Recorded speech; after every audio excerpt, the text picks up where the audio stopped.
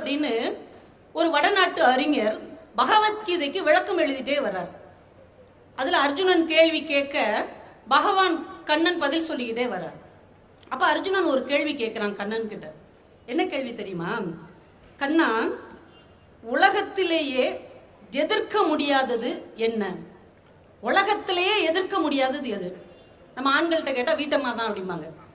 நான் உலகத்துல யாரை வேணா எதிர்த்துருவேன், என் மனைவி என்னால எதிர்க்கவே முடியாது அப்படிம்பாங்க. அந்த மனைவிட்ட கேட்டோன்னு வைங்க, நான் என் வீட்டுக்காரெல்லாம் எதிர்த்துருவேன், எங்க மாமியாரை தான் என்னால எதிர்க்க முடியல அப்படிம்பாங்க. இப்போ ஒவ்வொருத்தங்களுக்கும் எதிர்க்க முடியாததுன்னு ஒண்ணு இருக்கு.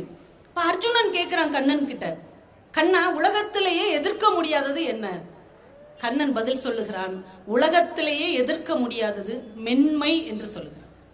நீங்கள் வன்மையை வென்றுவிடலாம், ஆனால் மென்மையை ஒருபோதும் வெல்லவே முடியாது. அதற்கு அவன் உதாரணமாக சொல்லுவதாக அந்த அறிஞர் எழுதுகிறார்.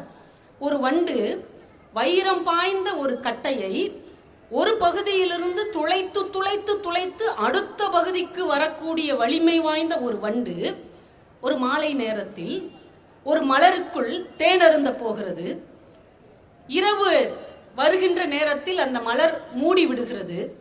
அந்த மலர் மூடிய பிறகு உள்ளே மாட்டிக்கொள்ளுகிற வண்டு அந்த மலரின் மெல்லிய இதழ்களை கிழிக்க முடியாமல் உள்ளேயே புழுங்கி செத்து விடுகிறது.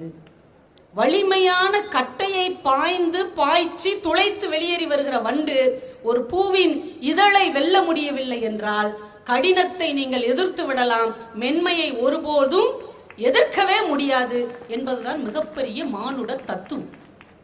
ஒரு வாழை வச்சு ஒரு மரத்தை வெட்டி விடலாம், ஒரு பஞ்சின் ஒரு துளியை வெட்ட முடியுமா? முடியாது.